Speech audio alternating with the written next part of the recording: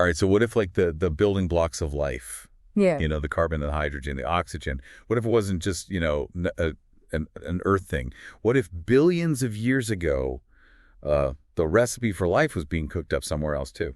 That is exactly the mind-blowing possibility we're going to be looking at today. We're going to be diving deep into a recent discovery from NASA's Curiosity rover. Incredibly exciting, the detection of the largest organic molecules ever found on the surface of Mars. Yeah, this is huge. And we're going to be looking primarily at a new paper that was published in the Proceedings of the National Academy of Sciences. This paper details some of the latest findings from Curiosity's onboard laboratory, the sample analysis at Mars, or SAM. Right, and our goal, as always, is to really understand what this all means. What do these newly discovered molecules tell us about the potential for Mars to have once hosted life? That's what we want to know. Okay, so let's get into it. The big news is that Curiosity found the biggest organic molecules we've ever seen on Mars. This discovery was made in a rock sample that's 3.7 billion years old. Can you kind of set the scene for us? Where did this ancient sample come from? Yeah, so the sample was drilled from a region within Gale Crater called Yellowknife Bay. This area is really interesting because the geological evidence very strongly suggests that it was once the bed of an ancient lake.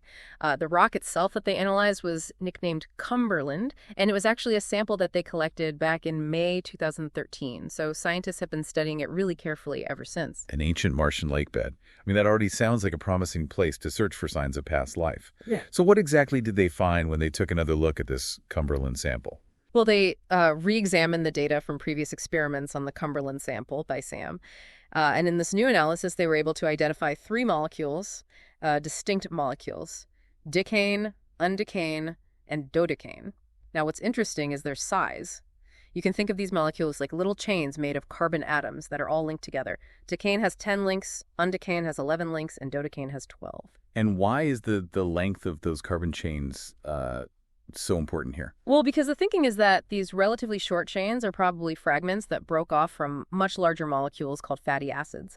Fatty acids here on Earth are really, really important for life. They're the primary components of cell membranes, the outer barriers that enclose every single living cell and allow life to actually function. So we could be looking at pieces of what might have been building blocks of life on Mars billions of years ago. I mean, that's incredible. But, we always have to be careful about jumping to conclusions. Does this definitively prove that life was once there? Well, that's the million-dollar question, isn't it? The eternal life or geology debate. It's true that living organisms produce fatty acids, but these molecules can also form through non-biological processes. For example, they can be created by chemical reactions between water and certain types of rocks, like in hydrothermal vents. We know that these types of environments existed on early Earth, and they could very well have been present on early Mars as well. So while finding these molecules is a huge step, we can't say for sure whether they were created by, Martian microbes or by just purely geological activity. That's right. But even with that being said, this discovery is still really exciting. All the previous organic molecules that have been detected on Mars have been smaller and simpler. Finding these larger, more complex compounds that we think are fragments of fatty acids suggests that organic chemistry on Mars may have actually taken a leap towards life's complexity, to quote the researchers themselves. A leap toward life's complexity. I like that a lot. So even if these weren't direct products of life, they indicate that maybe the ingredients and the conditions were there for some really interesting chemistry to occur, possibly leading to life. Exactly. And, this has big implications for our chances of finding what are called biosignatures, larger, more intricate organic molecules that would be unique indicators of past life. One of the worries has always been that the Martian environment is so harsh with its radiation and oxidizing soil that those larger, more fragile molecules would just get destroyed over time. But this discovery kind of gives us hope that they actually could survive. That's a really great point. If these pretty big molecules could last for billions of years, it really makes it seem more likely that even more definitive signs of past life are out there waiting to be found. And you mentioned that the Cumberland sample has been analyzed before. What other clues about Mars's past have we gotten from it? Yeah, well, Cumberland has given us a wealth of information about the history of Mars. Previous analysis revealed that the rock is rich in clay minerals, which we know form in the presence of liquid water. It also contains a lot of sulfur, which is interesting because sulfur can actually help preserve organic molecules. They also found quite a bit of nitrates, which are essential nutrients for plants and animals here on Earth. And I think there was also something about methane in that sample, right? Yeah, that's another really fascinating piece of this puzzle. The Cumberland sample was found to contain methane that had a particular isotopic signature of carbon, a ratio of carbon-12 to carbon-13 that is often associated with biological processes here on Earth. So you put all this together, the evidence of a long-lived lake, the presence of building blocks for life, these potential preservation mechanisms, and hints of biological activity, it all points to Yellowknife Bay as a potentially habitable environment billions of years ago. It really does paint a picture of early Mars that was much more Earth-like, at least in certain places. I mean, it makes sense why scientists were so interested in exploring that particular spot in Gale Crater. Absolutely. The evidence is really strong that liquid water was around in Gale Crater for potentially millions, even tens of millions of years. And that just means that there was plenty of time and opportunity for complex life-forming chemistry to potentially get going. It almost sounds like Mars was doing its own experiments. Yeah. You know, like the ones that led to life here on Earth. Yeah.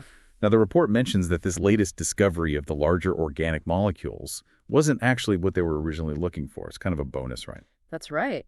The researchers were actually doing an experiment that was designed to look for amino acids, the building blocks of proteins. They heated the Cumberland sample twice within Sam's onboard oven, and then analyzed the gases that were released. Now, while they didn't find definitive evidence of amino acids in this particular analysis, they did detect these small but significant amounts of decane, undecane, and dodecane. So they were looking for one kind of molecule that's related to life, and they stumbled upon evidence for potentially another. It really shows you how much we still have to learn and how surprising science can be. Absolutely. Because these smaller hydrocarbon molecules could have actually been produced by the breakdown of larger ones during the heating process inside of SAM, the scientists came up with the hypothesis that the decane, undecane, and dodecane they detected were probably fragments of larger fatty acids, specifically undecanoic acid, dodecanoic acid, and tridecanoic acid. And how do they test that? Well, they did some follow-up experiments here on Earth. They took undecanoic acid, one of those larger fatty acids, and mixed it with a Mars-like clay. Then they heated that mixture up in a way that mimicked the conditions inside SAM, and guess what? The undecanoic acid actually did release decane just like they predicted. They also referenced some existing research from other scientists showing how dodecanoic acid can break down to form undecane, and tridecanoic acid can yield dodecane under similar conditions. Wow, that's some pretty good supporting evidence connecting what they found on Mars to these larger, more biologically important molecules. And I think there was also something interesting about the length of the carbon chains in these presumed fatty acids, right? Yeah, that's actually a really intriguing detail. The fatty acids that they think are in the Cumberland sample have carbon chains ranging from 11 to 13 atoms. And what makes that interesting is that non-biological, geological processes on Earth tend to produce fatty acids with shorter chains, usually less than 12 carbons. This makes you wonder, could the processes that formed these molecules on Mars have been different somehow, maybe more complex than the purely geological processes that we see here? The scientists also acknowledge that there could be even longer chain fatty acids in the Martian sample that SAM just isn't optimized to detect.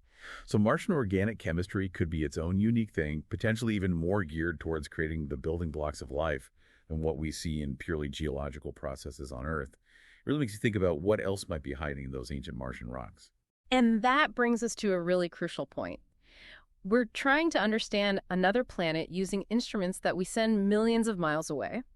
As amazing as Curiosity is, there's just a limit to the kinds of analysis that it can do.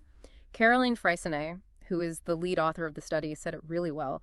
She said that by analyzing actual samples from Mars here on Earth with all of our fancy lab equipment, we have a much better chance of finally finding a chemical signature of past life, if it was ever there. Which really highlights, how important the Mars sample return mission is, the one that's working to bring those samples back to our labs. Absolutely. This finding that even pretty large organic molecules can survive for billions of years on Mars really bodes well, as the researchers put it, for the success of the sample return mission. It makes it much more likely that we'll find even more compelling and potentially life-revealing molecules when we have those Martian samples back here on Earth, ready to be analyzed with the full power of Earth-based science. Okay, so to sum it all up, we learned about the discovery of the largest organic molecules that have ever been found on Mars. And these molecules were found in an ancient lakebed that had other key ingredients for life as we know it. While we can't definitively say that these molecules are proof of past Martian life, they do give us the strongest indication yet that the chemistry on early Mars may have been a lot more complex and a lot more active than we thought. It's another exciting piece of the puzzle, trying to figure out if life ever existed beyond Earth. Absolutely. I mean, this discovery just opens up so many more possibilities about how life might have gotten started elsewhere in the universe. It really makes you think about our place in the cosmos. If we know that the basic chemistry for life could have existed somewhere else, what does that make you think about our place in the universe and all the amazing things that are still out there waiting to be discovered? It definitely shows how important it is to keep exploring, to keep pushing the boundaries of what we think is possible. It really drives us to answer some of the biggest questions we can ask. If this deep dive into the red planet has sparked your curiosity, make sure you hit that subscribe button for more explorations into the fascinating world of science. And let us know what you think. Share your thoughts and any questions you have in the comments below. We're really interested to hear what stood out to you from this discussion.